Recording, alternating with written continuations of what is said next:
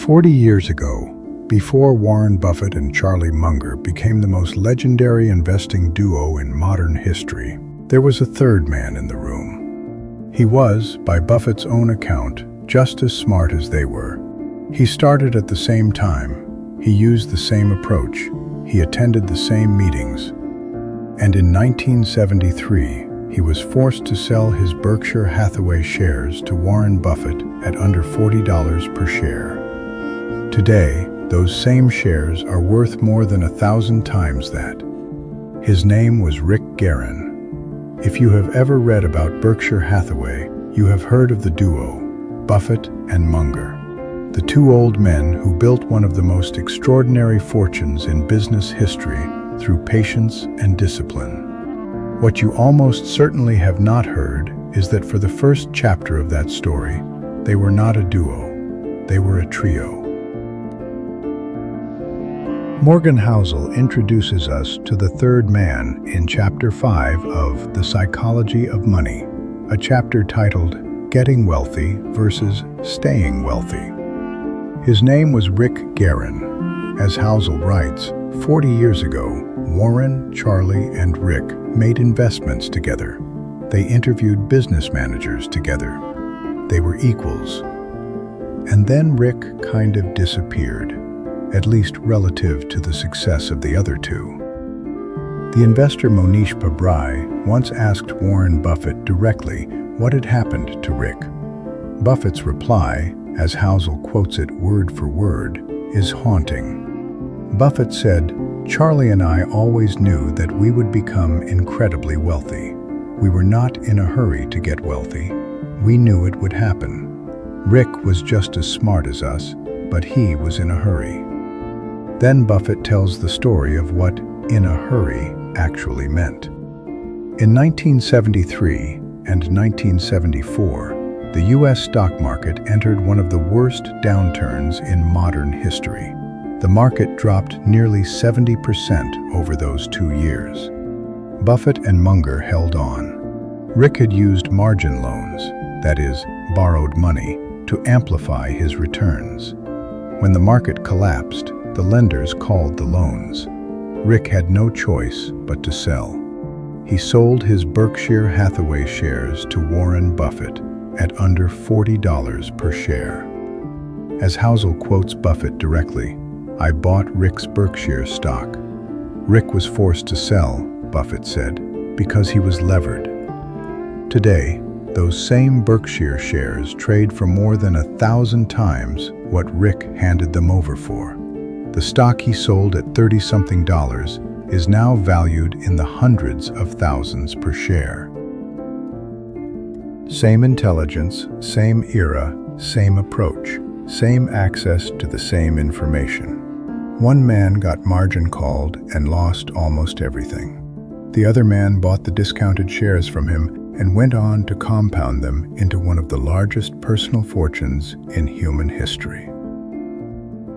The difference between Warren Buffett and Rick Guerin was not skill, it was leverage. Housel writes the lesson in one of the cleanest sentences in the entire book. Charlie, Warren, and Rick were equally skilled at getting wealthy, but Warren and Charlie had the added skill of staying wealthy, which, over time, is the skill that matters most. Getting wealthy and staying wealthy, Housel argues, are two completely different abilities. Getting wealthy requires taking risks, being optimistic, putting yourself out there. Staying wealthy requires the opposite: frugality, paranoia, a deep humility about what could go wrong. Housel quotes Nassim Taleb on the same idea. Having an edge and surviving are two different things. The first requires the second. You need to avoid ruin at all costs. Read that one more time. Compounding does not rely on earning big returns. Merely good returns, sustained without interruption, will always win, especially in times of chaos and havoc. The investor who survives the bad years is the investor who collects the good years. Rick Guerin did not survive the bad years. Slow down here. Most viewers will hear this story once and not internalize it. Don't be most viewers. Think of one person in your life right now who uses leverage in any form. Margin in a brokerage account, a leveraged ETF position, crypto perpetual futures, a second mortgage funding stocks. Now, imagine the next genuine bear market, not a 5% dip, a real one. The Rick Guerin scenario is the version that arrives for that person before the recovery does. What almost no influencer posts is the math of leverage in a real downturn. The Rick Guerin story is that math in 1970s clothing. A 70% market drawdown, which has happened multiple times in the past century, wipes out anyone who is meaningfully levered. It does not matter how brilliant they are. It does not matter how right they are about the long-term direction of stocks. It does not matter how good their thesis is. The margin call comes, the lender takes precedence, and the levered investor sells at the worst possible moment, locking in losses they would have otherwise recovered. Buffett and Munger compounded into hundreds of billions of dollars, partly because they refused to use leverage. Rick Guerin lost almost everything, partly because he did. There is no version of this story where Rick's brilliance saves him. The leverage made his survival impossible. If you're using leverage right now, this episode is annoying to listen to. That's the right response. Survival is not the boring opposite of returns. Survival is the prerequisite to returns. An edge requires you to be alive to use it. 3 concrete moves drawn directly from the Rick Guerin story. 1. Never use leverage on something you cannot afford to lose. Margin loans, leveraged ETFs, options bought with debt, crypto perpetuals. Each of these has a hidden tripwire that fires only during the rare market events when you most need to hold on. If you must use leverage at all, keep it small enough that a 70% drawdown does not force you to sell anything. If you cannot meet that standard, you are using too much.